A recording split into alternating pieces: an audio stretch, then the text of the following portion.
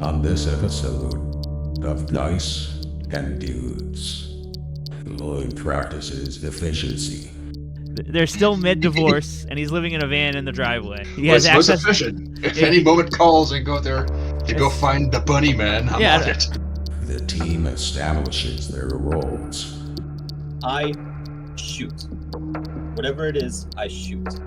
You, big picture guy. Then the agents search for answers. Is there anything weird about him lately? Acting weird? Oh man, you got fucking murdered by a guy wearing a fucking Halloween costume. That was pretty weird. First he said he didn't do anything weird, then he said he got murdered by a guy in a hockey mask.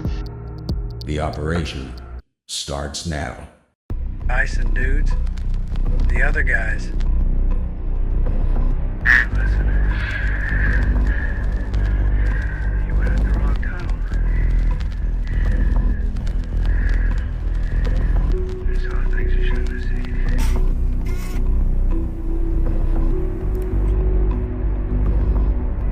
We no longer cleave to any government agency. We now operate privately on our own project.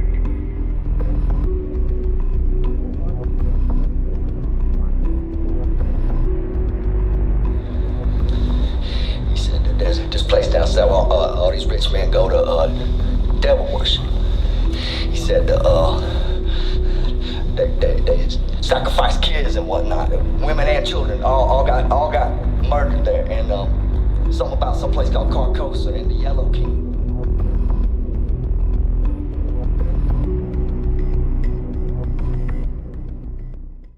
We'll say the year is 2009. It is late. I'll say it's early winter. We're creeping in November. Matthew, we'll start with you. Where do we decide Abdul is at again? We know he's in America. We know he's full-time program. He's in a suburb. Forget if we indicated where. You know, I always pictured it like every house looks the same kind of thing. Yeah. I feel like Scottsdale or something. Somewhere's in Arizona or New Mexico. Yeah, Yeah. I pictured that too. Like a city full of nice white people who are pretty stoked they got a brown guy living next door. You know? Yeah. Yeah. Can you give us an outline of Abdul, please? Yeah. You know, he was a where is he from? Oh no, he was Kurdish, right? Yeah, Kurdistan. Yeah. So, you know, he lived in Kurdistan and was fighting all his life. He, you know, helped the Americans, or the Americans were helping him as well in a little freedom fight. And he trained with special forces. And that's when he had a run-in with sort of supernatural things that happened, and how the you know, they dragged him into this kind of line of work, but the bureau kind of gave him background, relocated his family just so that he could do missions for them. So he's running this new American life, trying to keep his family safe. Like on paper, he's like a contractor, and like he's probably like a maintenance contractor for the government. And if they, you know, you dial it all the way down, eventually you're gonna find a thing that's connected to like the CIA or something like that, where it's just like, oh. But for the most part, you have a few kids, you have a large house in a nice neighborhood. Yeah. So yeah, you guys are getting ready for the holidays. You know, this is your third year in America, and you guys love Thanksgiving because it makes you feel like the most American thing possible. Your wife's every time you're home, your wife is looking up how to cook the proper way to cook a turkey, because you tried to fry it last year and almost set the house on fire. So she's trying to avoid that again because you didn't let it the frost all the way before sticking in the fryer. You come home. There's a package in your desk. On your desk, the only person who's allowed into your office is your wife. The door is kept locked. You both have keys to it. Your kids don't know what you do. Your kids are they're probably the oldest is probably 10, so they're still like school age, and they're still like just kids. They're playing, they're involved in their own little things, and they think Dad's Superman, but they don't really understand what you do. Your wife knows you work for the government, and given your background, she figures what you do for the government involves that. So yeah, you got a package on your desk. You open it. In it is a plane ticket for Harrisburg, PA, and then you're given an address, and there is about $1,000 in cash. It says quick response, bring what you can. Everything else can be found on site. Okay. All right, Jake. Give us a little brief outline. Tell us where Lloyd is. Lloyd, I imagine, is probably somewhere within the outskirts of Philadelphia. I imagine. Okay. Big into cryptids. Always gets better people. He's big in the cryptid universe because he just always finds all this fascinating information that only the other cryptid people believe. Anybody else with any keen eye just disregards it. He found footage of Bigfoot, but he had his camera was pointing back towards him the entire time, so everyone just kind of took him for a word of thought about that one. Yeah, he's definitely a guy. Let's see here. He's definitely a guy who's like he's been on several small podcasts talking about his encounters with. He was convinced he was on a radio program one time, and he thought maybe they were taking the gist out of him. He was on Stern one time talking about cryptids. He thought he was performing an exorcism, and it turns out they were probably just pulling a big prank on him. Okay, so he's a guy who's involved in the cryptid space. He has 2 ex-wives, which I personally find hilarious. They both live in the same house that he used to live in, because they love each other, but they both hate him. Oh, that's great. I like that. So yeah, they that ended up real poorly, but you guys are like, you're trying to be adults. You're too involved with your work to let petty personal things get in the way. You had a brief encounter with an actual cryptid, though. You were yes. Because we haven't because you said you didn't establish the backstory yet. Yeah, because that's the idea I had was like he would have encountered something that the Bureau was also investigating, just coincidentally happened upon something that worked out. So now he has information that possibly the Bureau went to extract from him. So for a few years you've been researching this Druid god that was supposedly brought to America by the Vikings. Be around in West Virginia. And so you spent a number of years like hiking and mapping out the area. And you happened upon actually finding it at the same time a Delta Green kill team that Abdullah happened to be on also happened upon it. And it was horrifying. You watched a man get gored to death by a thing that was a deer the size of a pickup truck that's lifted, but had like a weird skeletal face and red eyes. And the funny thing is that did break your mind, but not the way like the rest of the people there did. If anything, it's like, oh, I've been right this whole time. That's the thing. Now you're just driven of like, I've been right. Everyone's calling me crazy. My wives keep leaving me. My wives keep leaving me. Can you read his full name for me too, which I just love? Oh yeah, Lloyd Van Helschen. Okay. He likes to hunt cryptids and remove them the safest means possible. So yeah, you are after that moment you were enlisted by the program. Thorough checks were ran on your background, basically making sure to see if like, hey, is this guy crazy, or is he just like our type of crazy and you're their type of crazy? Okay. So yeah, you said you're in like the suburbs of Philadelphia, you think? Yes, I think somewhere outside of major metropolis, but just outside. All right, so you can push this down if you don't like this. I really like the idea since his wives live together, he lives in the driveway. It's something they've worked out. They're still mid-divorce, and he's living in a van in the driveway. He lives in the van in the driveway. He has What's access. efficient? I need to go out there. If any moment calls, I go out there to go find the bunny man. I'm on it. Yeah, I don't have to get all my stuff together. I can just go. I'm not gonna lollygag. He just needs attachment to the Wi-Fi at the house anyway. I'm only this That's close gonna because of the be- Wi-Fi. All right, Yeah. I'm allowed in the garage. We talked about this. I just pull a giant Ethernet cable from the garage out into the van. Oh yeah, there's an Ethernet cable, and there is definitely like a power Yeah. cord going to the to the van. No, I don't keep stealing Gatorades from the garage fridge. And if Alright, even if I so- did, like Yeah. I'm paying alimony, so I mean, Half It's that Gatorade's kind of my mine. Gatorade. it's kind of my Gatorade.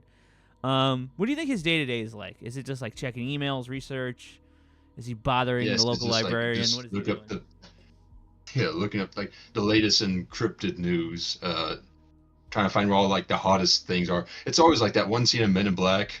Like they always go with like the stands, like the Hollywood news and all that, just to find like the nearest Bat Boy has presented himself back in Missouri. It's like I'm on it. The National Enquirer said that he's there, so that's where I'm going.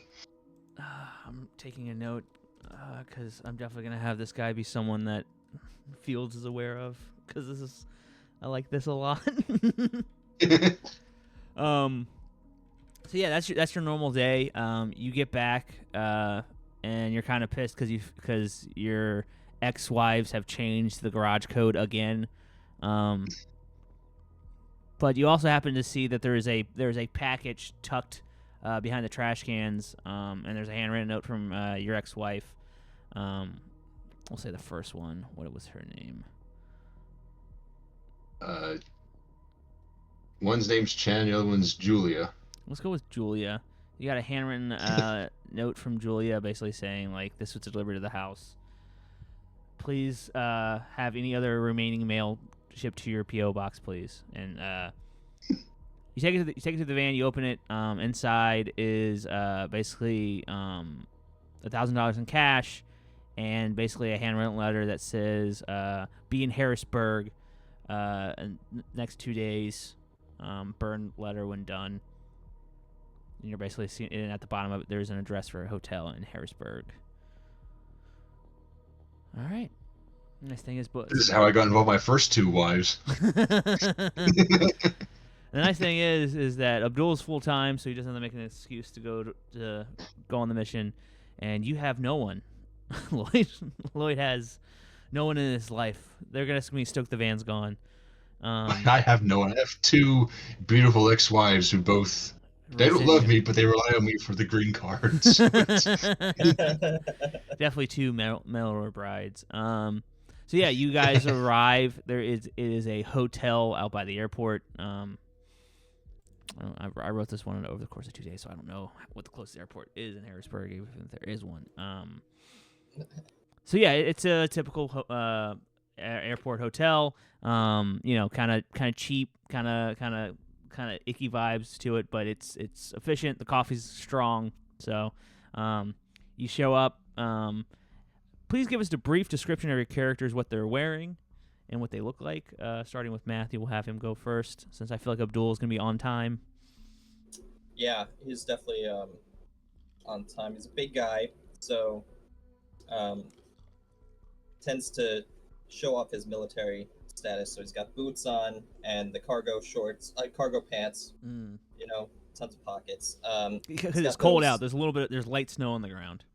Okay. All right. So he's got the visor sunglasses on, and then I imagine like a zip-up jacket. Mm-hmm. But under the zip-up jacket, like it's peeking through, is a shirt that he had back when he was in Kurdistan. Mm-hmm. Like they would just get these like secondhand shirts from like rich countries. Mm-hmm. So it's like Bart Simpson as like a Rastafarian guy. He's got the hat on and everything. I like it. It just says Yamon. Like you could just see the Mon coming out of the shirt and Bart Simpson's head popping out. All right, so yeah, you're in the lobby. You have a cup of coffee. You actually slept here last night. And coming through the door is Jake's character. Jake, describe us what Van Helsing looks like. What's he wearing? Let's see. He's a shorter dude. Kind of maybe stocky. Maybe has a kind of a beer gut. Mm. He's balding. I imagine he has that horseshoe kind of balding pattern going around. Sick. He's That's a good look. has very tiny eyes and very tiny glasses. He's wearing a T-shirt that says "This guy gets it." In the back of the shirt is "I am that guy." So it's. He's also wearing a fedora and has a utility belt of odds and ends that probably will not become useful at any point in the future. It's something to hold his trapper keeper, his buzzer. He just. There's definitely like extra. Maybe a can of mace, but nothing that's gonna subdue any actual paranormal creatures of the evening. Okay. So yeah, you two kind of spot each other. Abdul, you remember him from the thing you did in West Virginia. You remember Abdul because Abdul you saw him shoot a monster in the face and not seem nonplussed. He didn't seem. It seemed like another day at the office to him. You guys stand there. You greet each other, a little brief hellos, and then a short, fit redhead woman walks up to you guys in a pantsuit. She has her hair is like a short bob. You know her, Abdul, as Agent Cutout. Basically your contact with the program. She kind of looks between the two of you. It's like, yeah, we got a conference room this way. Follow me, gentlemen. You guys go into a conference room. There's a projector set up. There is donuts and coffee, as always. So you guys can make it how you want. You guys take a seat after you get your coffee, and Agent Cutout stands in front of the front table. 32 hours ago, one Daniel Cummins, a pizza delivery driver, was murdered stepping out of the store he worked in. He was murdered by a man dressed like the Bloody Saturday horror villain, Jacob Voorhins. Mr. Cummins was struck several times, causing massive blood loss and loss of a few bystanders seeing the whole thing called the police. They responded quickly, putting the murderer down. Somewhat normal, random, but not too strange. Why we're on this is they put said murderer in a body bag, and somewhere between the scene and the morgue, the body disappeared out of the bag. The bag was still zipped up, and the doors were locked. Obviously, this baffled local PD, and this was sent up the chain, how it got into our hands. They believe the suspect is in the wind, and that could be entirely possible, but we want to be sure this isn't our thing. Your cover is U.S. Marshals offering an assist. You go in, try to get your head around what's happening. Small footprint. If this is not our thing, get out. Any questions?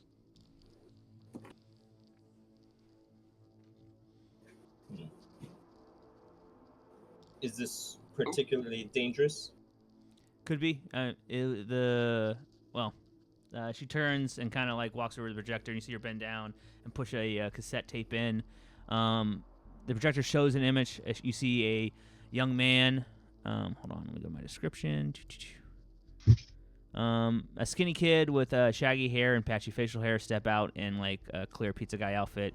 You see him step away from the store a little bit, light a cigarette. And then on screen, you see a massive man wearing a hockey mask, torn coat, boots, and black jeans, walk up with a machete and begin hacking at the young man. The young man goes down. You see him try to struggle away from him. It keeps getting hacked. After a few moments, you see police lights reflecting against the building, and then you watch as several bullets hit the thing and the large man in the hockey mask, and he goes down. Yeah, I mean, if this guy somehow survived at least 8 shots, it looked like from my count on the video, either he was wearing a vest or something's deeply wrong with the person. Outside of the obvious, him dressed like a horror character. Abdul, you have no clue about any of this because you didn't grow up with American culture. Lloyd, you do. Basically, My God, the man is superhuman. Yeah, you're familiar with the character. It was a staple of like the '80s horror schlock stuff. So I'm about to ask you why. I've never seen this cut of the movie before. Where'd you get this from? This is. Are you being? This is. I assume it's not a serious question. She says. She slides an envelope across the way. In it are 2 flip cell phones, 2 IDs for U.S. Marshals, and she says there's a car and there's a set of keys. There's a car outside. a Lincoln Town Car. Yeah, this is your guys to handle. Step lightly, gentlemen. Any other questions? I've never stolen valor before. This is going to be exciting. Well, you're not going in as soldiers. You're U.S. Marshals. Don't go in as a soldier. I look over at him and I'm like, you may die, Demon Slayer. You may. Thank God And then, someone has called me Demon Slayer. I've been asking people to call me that for years. like, Nobody has yet to entertain me. He's like, that's a sick name. I hope it sticks. Oh, that's a sick nickname. Demon Slayer. Sick nickname, dude. Was so the body bag stayed, but the body was gone? Yeah, the body bag stayed. It was zipped up, and the doors to the ambulance were locked. So, yeah. And also, just given how big the guy was, a rough estimate is he was probably about 6'5", 6'4". A guy that big jumping out of an ambulance, someone would have seen. But nothing's been spotted. If it was a man and he was still alive, he's in the wind. And even if he was wearing a vest, he has to be hurting. You don't take 8 rounds to the center mass. Just walk it off.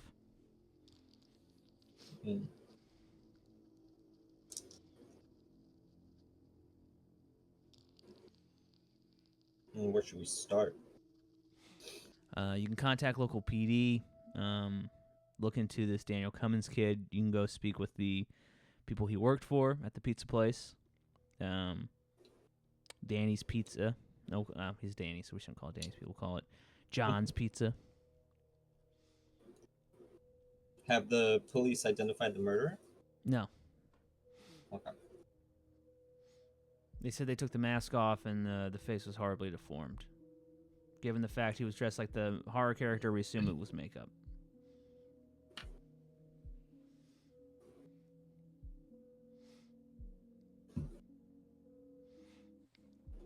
We got a local contact with the Harrisburg PD.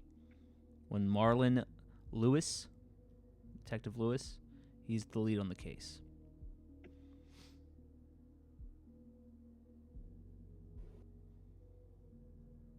Detective Lewis.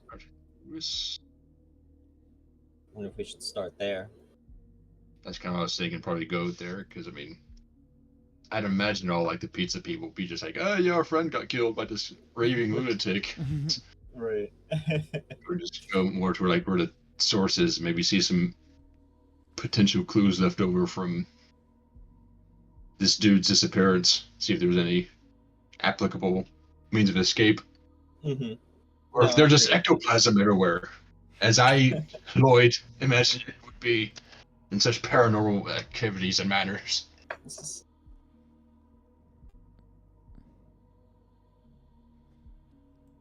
All right, we moving forward. Yeah, you want to go to talk to the detective? Yeah. All right, let's do that. All right, you guys drive into Harrisburg, Pennsylvania.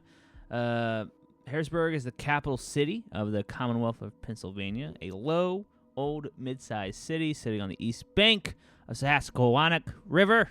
The skyline is gray and brown blocks. The newest buildings seem to be built in the early 80s.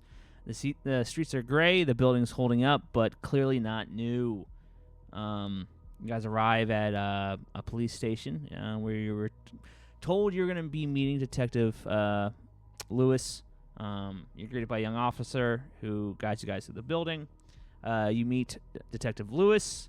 Detective Lewis is a broad man, standing about 6'2". He's clean shaven, with well done up, like well kept hair, African American, probably early 50s to late 40s, and he's dressed in a rather sharp suit. He kind of holds his hand out to you guys. It's like, you guys must be the marshals, huh? Yes. Put my hand on his shoulder and just lean in front of Lloyd and just go, yes, we are. And I put my hand down. Again, neither one of you are what he was expecting. Again, one guy has a thick accent. The other guy, he's wearing a... This guy gets it shirt, so he's like, all right, okay. Yeah, step this way, gentlemen. He leads you into a small little, like, conference room. where there's several photographs set up. You see that there is a photograph of Daniel Cummins, the victim. Daniel Cummins was 22. Seemed to have lived in Harrisburg his whole life. Is survived by his mom. Worked as a pizza guy. And he kind of hands you a file. It has it in there, and then he has basically the pictures. And you can see they're like still images taken from the tape of the actual murder of the murderer himself, the big guy. He says, "Yeah, that's what we're dealing with. Pretty odd. This kid, no connections to any criminals or crime syndicates or anything like that. He seemed to smoke weed, do some light partying and shit like that, but normal early 20s shithead stuff. So this is we assume is a random act of violence or something. Again, the big guy, what the squad's calling Jacob, and he kind of gives you a kind of half smile at it because the movie character. Jacob was put down by 2 officers. I can call them in if you guys want to interview them. Put him down with each emptying a mag into the guy. Big dude, so it took a few shots, but he went down. They zipped him up, put him in an ambulance, to take him to the morgue. When the morgue arrived, he was gone. This dude not only managed to jump out of a moving ambulance after getting shot about 8 times, also zipped up the body bag before he left, which was weird. So that's about what we got. We're combing the area. We're looking for big guys. His description, they said they pulled the hockey mask off and his face was all deformed. We assume that was makeup or something. But yeah, we're kind of combing the city in the area for this big guy. But as of yet, we haven't seen anything. No ID? None yet, no. We didn't have time to take prints or anything like that. We were expecting to do it all at the morgue. That obviously didn't happen. Was the makeup movie quality, or was it just like cheap Halloween store? I didn't see it, but the way the guys talked about it, it looked pretty freaking real. Yeah, it looked very fucking real. Sound like a real cryptid to me, all right.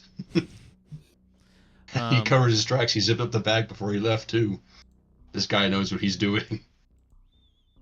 Like you said, we're still trying to line up to interview some of Cummins' friends, and I'm about to send some young guys over to check out his apartment. Was there any damage to the ambulance? None. Hell, the dude jumped out of a moving ambulance and somehow was able to close and lock the door behind him. All right, it's fucking, I don't know, some, high-level magic shit or some shit, Do you think David Copperfield did it? I say under my breath, David Blaine. It's one of the words I know. That's silly. It requires David Blaine to do actual tricks. Close-up magic, dude. Close-up magic. How far was the morgue from the scene of the crime? About 20 minutes. That's a lot of driving time. Yeah, it's a big area.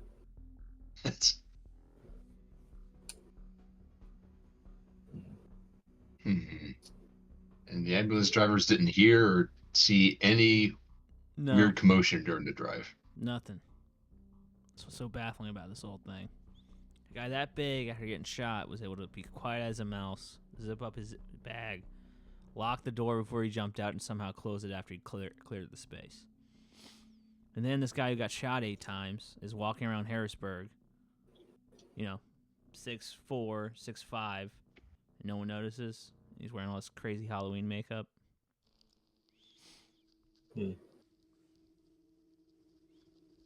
It's possible he dumped the mask somewhere. Do you have patrols going around the city looking for items and We're looking for everything. dumpsters? We're looking for everything. Perhaps we should accompany your officers to Daniel's apartment. Okay. Is that where they were heading? Okay. Yeah, you're given an address.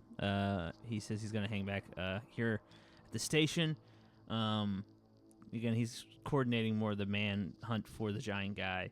And he just says, "Hey, okay, this is my number." Hands you a business card. Yeah. All right. Touch base if you need anything.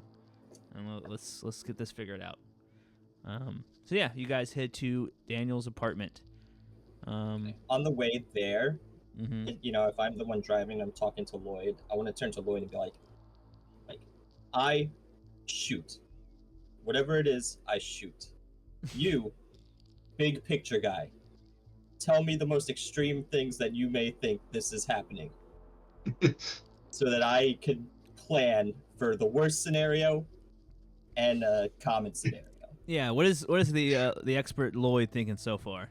Yeah. Right now, Lloyd's thinking that we're in the new Jacob Warhouse movie. We've just got transported into the film itself. Oh, we must find our way out of it by burning film casings, finding a giant projector, and leaping out of it. He's like, I knew it. I freaking Easiest knew case it. scenario is just a giant dude who thinks he's Jacob Worcestershire. Jacob Vorhins. Gorhinge, you got it. Vorhins. Yeah, you guys arrive at Daniel Cummins' apartment. It's a walk up in the middle of the city, just above a little corner store. You guys kind of go in. A young officer escorts lets you guys in.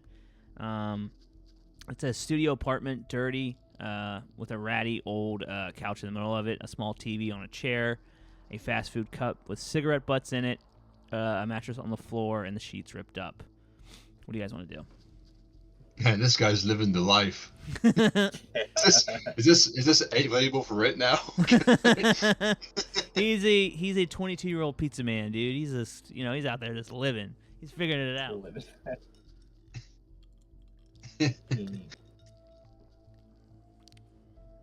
I'm looking at my skills first, but I'd like to check under the bed. Okay. What would you like to do, Lloyd? I like to search through if he has like an entertainment center or just a bunch of DVDs packed in a corner. I like to look through all those to get a vibe of what this dude was like. So you look through the apartment. On the mattress, you find a laptop. But it wasn't exactly hidden. It was almost kind of just tucked underneath. You know what I mean? Mm-hmm. You do find an entertainment system. In it is there's some video games. So it's 09, so there's probably still playing PS2 stuff. There's some DVDs. You find horror movies, action movies, cartoons. You open one of the action movies, it's an action movie. You open a cartoon, it's a cartoon. You open a horror movie, it's a pornography, stuff like that. It's just young dude shit. That close. So yeah, you guys got a laptop. I take the laptop over to Lloyd and I hand it to him, and then a DVD catches my eye, and I just go, Pineapple Express, very funny. And I walk away. Very good.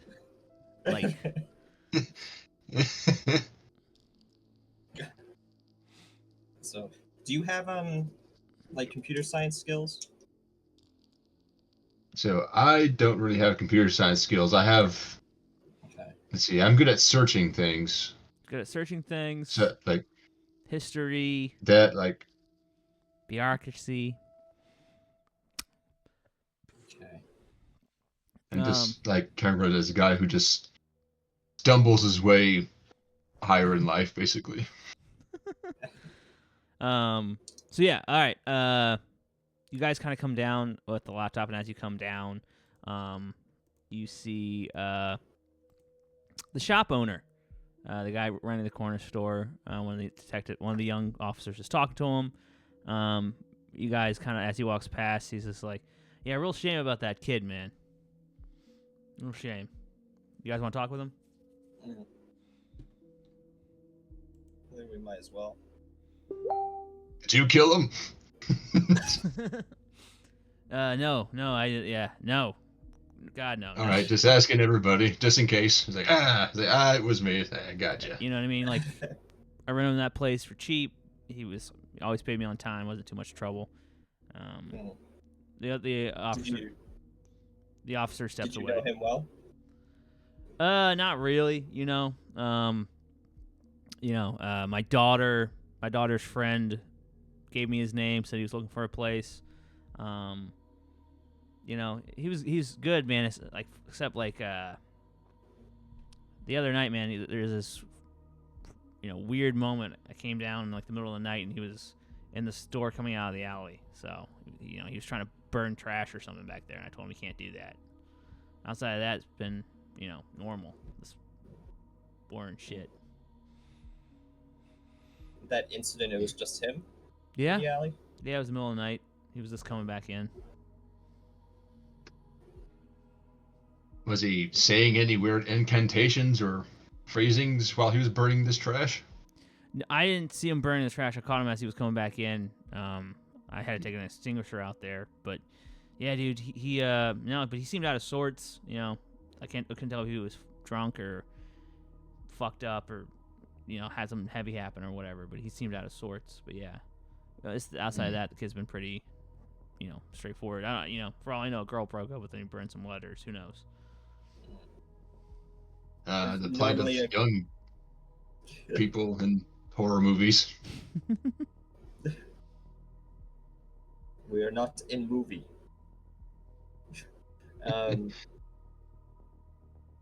Was he a quiet tenant? For the most part, every once in a while he'd have his friend, what was that kid's name? Anthony something. Anthony. He would come over, they play video games or something, and Anthony and his girlfriend. Don't know her name, but yeah. Outside of that, he was pretty good.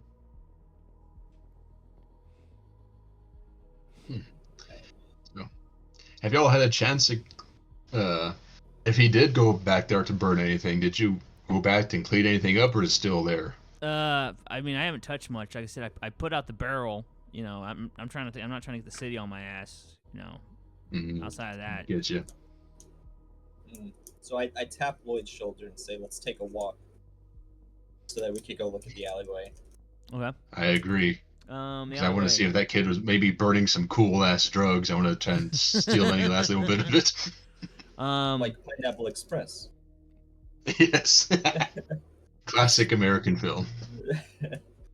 So the asphalt is cracked. There's trash everywhere. There's a dumpster tucked against the far building. You guys find the burnt out barrel. You can get Actually, what's your search? Is your search pretty high? My search is like 60. So. Yeah, that's high enough because it's not exactly hidden because you kind of panicked. Yeah, so you kind of like push through the ashes and you see you see the remnants of like some like buttons and like somewhat of a jean, and you push it around some more and you find a shoe and there's blood on it.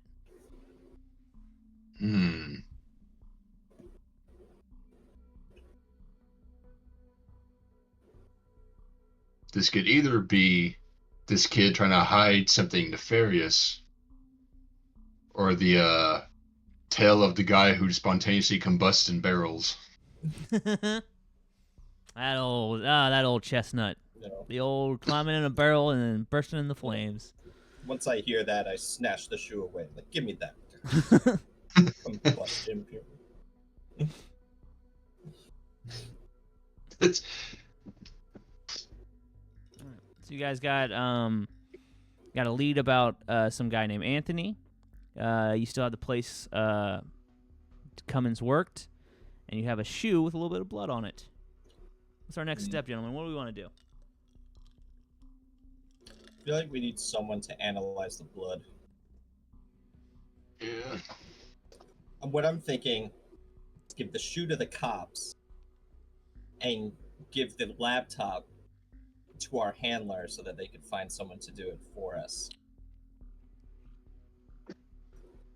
Like to unlock the laptop and see what he was up to online. Okay.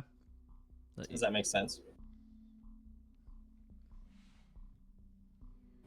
Jakey boy, want to do that?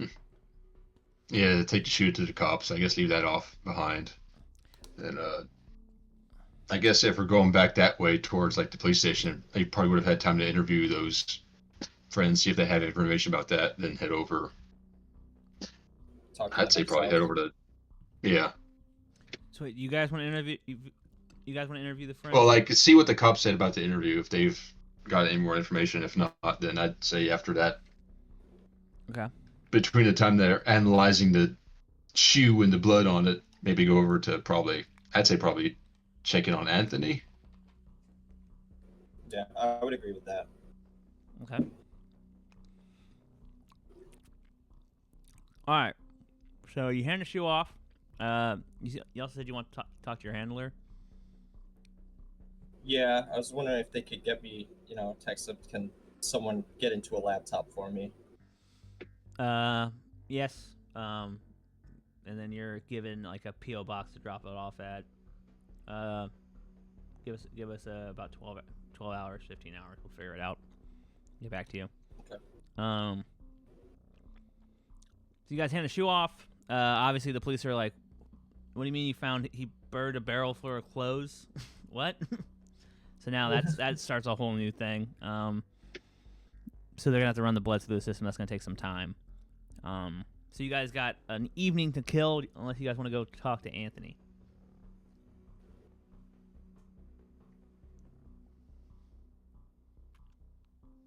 It probably wouldn't hurt to go talk to him. I mean, it's more information than less.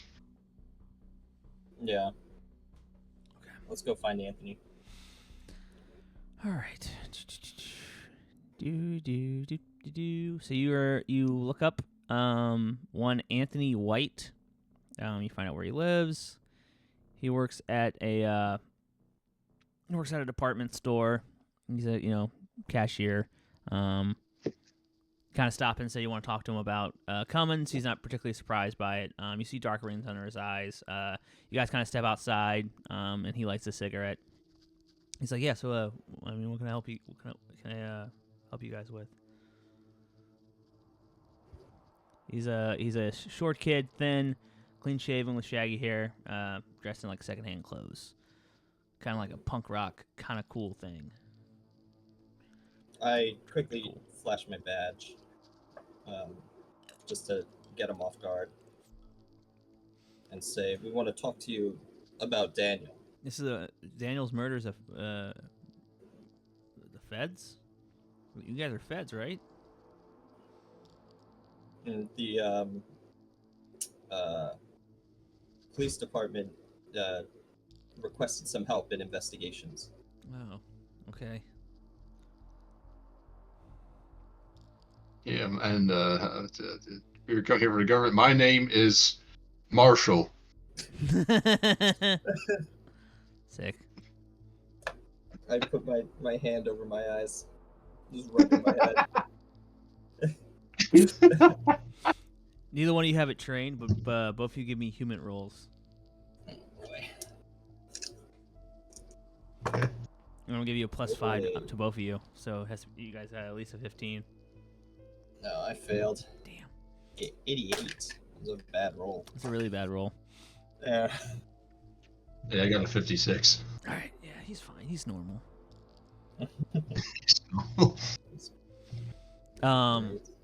So, what do you guys want to know about Daniel?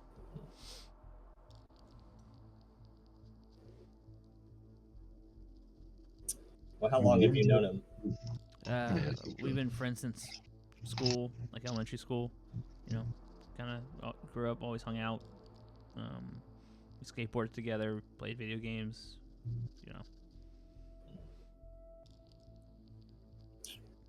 Is there anything weird about him lately? Acting weird?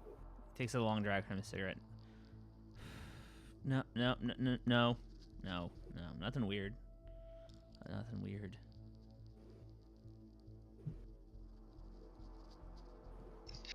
Boy, immediately calls bullshit. It's like, I can tell when kids are up to something. I can tell you're up to something too. Let me know. Fucking, I like the idea of him actually doing the hand gesture. Yeah. No, he takes another drag from. No, man, nothing weird. You got fucking murdered by a guy wearing a fucking Halloween costume. That was pretty weird. Yeah, that was weird. He said first he said he didn't do anything weird. Then he said he got murdered by a guy in a hockey mask. It is pretty weird. It's That is- conflicting information you're giving me. Look, man. You guys are trying to solve his murder. All right. No, he hasn't been up to anything weird, as far as I know. All right. Then did you? Why don't we pivot a bit? Did you know the pizza place? Did you hang out there a lot? I didn't hang out at the pizza place. No. We get pizza there. You know, John's Pizza's not bad. You know, I think Daniel worked there because they don't drug test. You know, don't go fuck. Do you still have applications? I mean, I assume they're looking for a driver now. So. Sweet. Okay.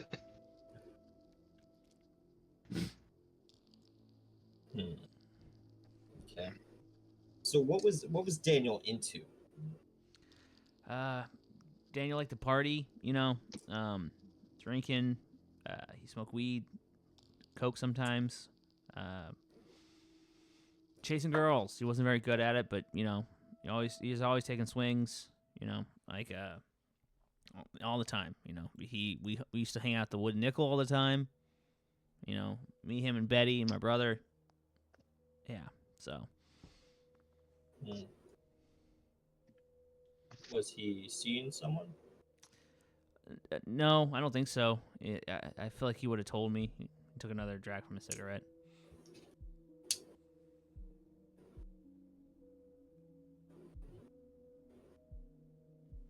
This Wooden Nickel, would this be like a nicer establishment? Is it more kind of like a seedier dive bar type joint?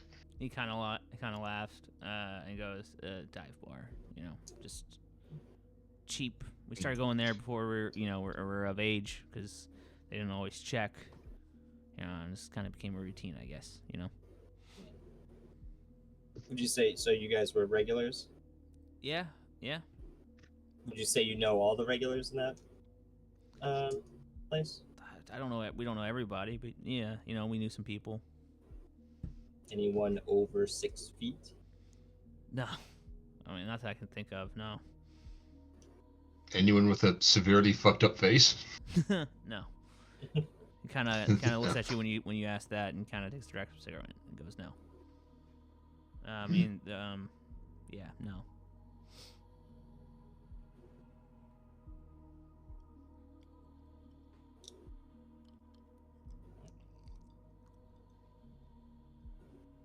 I guess this bar is a new lead, but I don't know how much we could just keep following. You know, so I'm not sure how much more I can really think to ask Anthony. I mean, dumb stuff as far as Lloyd's sake, but seems like the bar is gonna be the next good place to go to. Yeah, let me Yeah. check out the bar. Yeah. All right. One last question, Anthony, before I head out of here. Are you missing a shoe? What? That's all I needed to know. He said, okay. Further credence to the spontaneously combusting individuals. What? Like my uncle, he was the first one. my uncle did that. My uncle's the first one. The cops told me he just was smoking next to his oxygen tank, but I know better. I know better. You know the truth. People just don't blow up because they're smoking cigarettes next to Just smoke oxygen. for no reason. No. True story. My nana used to smoke with an oxygen tank, and I remember because we were like, "Nana, you can't smoke when you have that." And she's like, "The doctor told me I can have 3 cigarettes a day." It's like the doctor told you can have 3 cigarettes. That's what. Yeah. Crazy. That crazy old guy. Hilarious lady. Shout out Ann Hall, dude. Rip. Rip, dude. Rip to that crazy old lady. None of your squirrel shit. Miss you, crazy bitch. All right. The Wooden Nickel. Is that where we're heading? I think so. Right before I take the cigarette out of Anthony's mouth and go, "This is very bad," and I throw it on the ground. He's a little jarred by I that. pick up the cigarette afterwards. Yeah. Take what I can get. Yeah. All right. So you guys arrive at the Wooden Nickel, a small, rough-looking bar on the edge of town. You go in, a lot of wood, a lot of dark wood, a lot of pictures of like old guys and sports stuff. The bartender is an older lady, a sturdy-looking gal. Pull back ponytail, really tight, big beefy arms, kind of cleaning glass as you guys come in. There's some people here already. It's kind of moving, but not super loud. There's like country music playing in the background. Are there darts anywhere? There's darts, and there's a pool table in the back.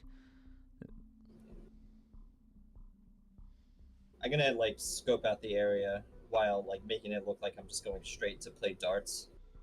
Okay. Yeah. So the patrons tend to go from like crusty old guys sitting at the bar having like hard whiskey, and then you get a couple young guys, look blue collar trade guys, drinking beer. There's a couple girls hanging out around the actual bar, kind of eyeing people, clearly looking for somebody, something like that. Outside of that, now it looks like any other dive bar you've seen. Not that I think Abdul's seen a lot of dive bars. No, but He's seen enough of them on TV, on the movies and stuff. He knows. yeah. In Kurdistan, I'm sure they just hang out in blown out buildings and just hang out. So They're playing darts and stuff, dude. yeah. Okay. Is there a kitchen in the back? Yeah, there's a kitchen. Can I look down? Like just down the hallway. I'm not going into the kitchen. Do I see a chef or anything, or like? Yeah, you see an older black guy. He kind of has his sleeves pulled up. You see him yelling at some young white kid who's like running the fryers. He kind of looks over at you, gives you a nod, and then goes back to what he's doing. Okay.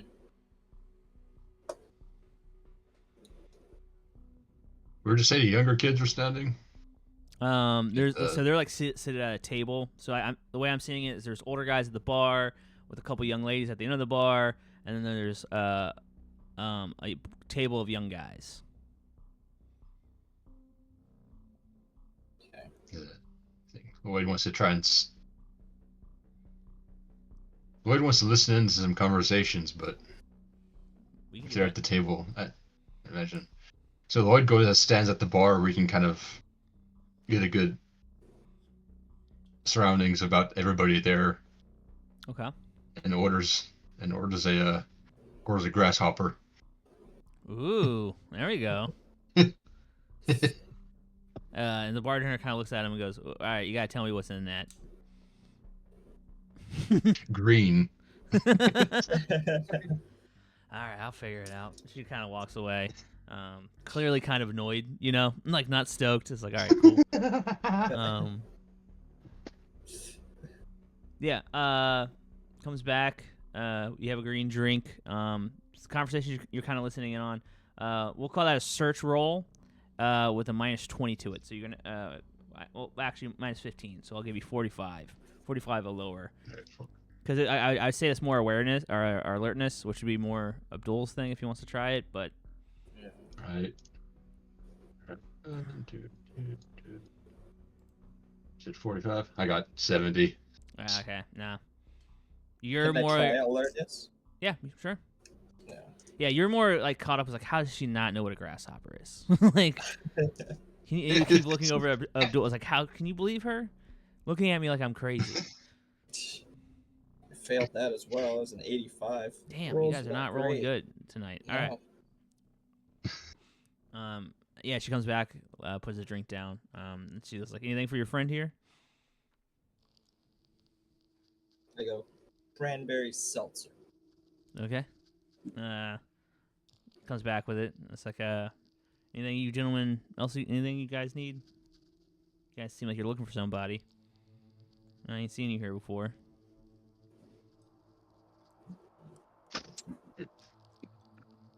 How do we want to play this? But there's a way I always want to play things and ruin it, but The way I like to do it is I like to make things more difficult for us. I throw my drink in her Yeah. face.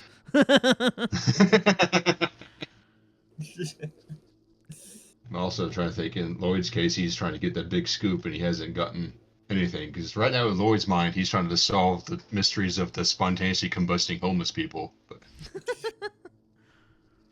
Like the idea he's just always he's actually involved in conspiracies, but he's like, there's other ones going on that I'm not Yeah. that people are not aware of. there's So- mainline conspiracies that the government makes just to confuse us from the actual conspiracies, Duh. like Mothman. They're just not concerned about the 6'5" guy that teleported out of an emergency Yeah, that wasn't good. vehicle. Out of sight, out of mind. Yeah, it doesn't really seem like my problem, you know?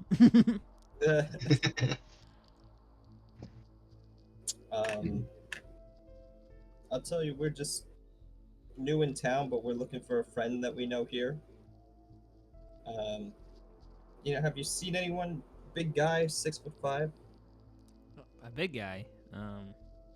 That's pretty big. No, I mean, closest guy I've seen to that was Frankie Jr., but he hasn't been around in a while. Not since the accident.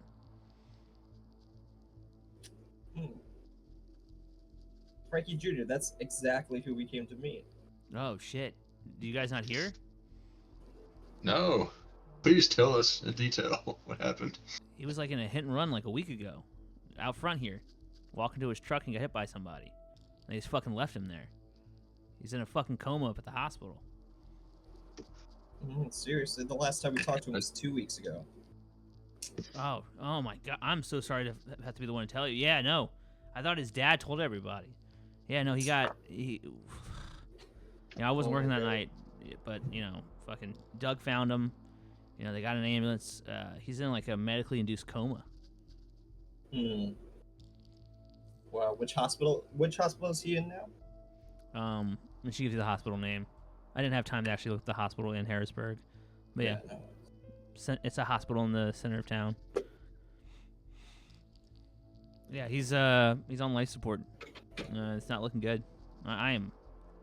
And she kind of like these two are in the house. So I'm really sorry, you guys. Can you pour a little of my grasshopper out just for Frankie Jr.? Okay. And she kind of walks over to the sink, and kind of pours it out a little bit, and then like, you want it back, or? Yes, I do want it back. Actually, can you top me off? I should have to pay my respects. Let's top it off a little bit. Yeah. I chug my seltzer. And be like, did anyone else know Frankie Jr.? I mean, we all kind of did, He was a quiet kid, a bit of an oddball, Works with his dad. They run some like vendor business, like the vending machines and stuff. He's like a lonely guy, if I'm being honest. Big dude, always wore like goth makeup and stuff. And I know you talk to Betty sometimes. Outside of that, no, I don't. Never really socialize with him much outside of here. Okay. Yeah, well, I mean, we really appreciate you telling us that. I mean, it's horrible to hear that. Yeah, it was. It's too bad. He's a young kid too. It's like just 24.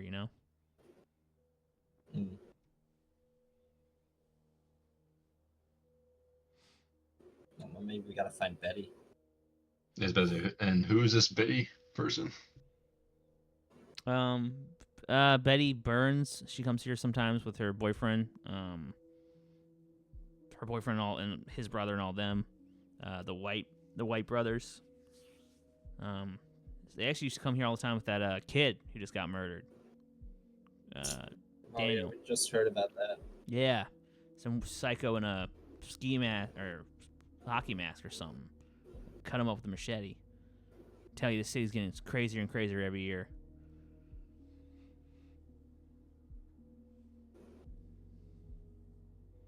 Unbelievable. I think we gotta find Betty. Alrighty.